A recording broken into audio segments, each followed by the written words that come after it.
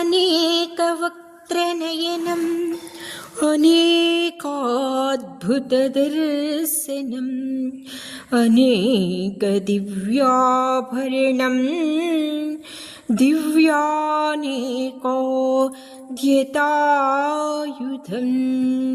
ఆకాశమందు వేలొకొలది సూర్యుల యొక్క కాంతి ఒక్కసారి ప్రసరిస్తే ఏ విధంగా ఉంటుందో అంత కాంతితో పరమాత్మ దర్శనమిచ్చాడు.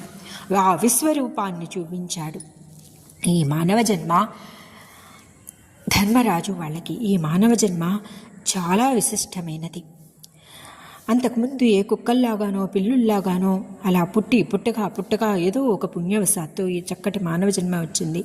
మనలో షట్చక్రాల్ని పెట్టి భగవంతుడిని సాక్షాత్కరింపచేసుకోమని చెప్పి భగవంతుడు మనకి ఈ మానవ జన్మనిచ్చారు. ఎంతమంది పిల్లలు ఉన్నా, ఎన్ని భోగభాగ్యాలు అనుభవించినా, ఎంత అష్టైశ్వర్యాలతో ఉన్నా సరే భగవంతుడిని పొందని జన్మ వృధానే.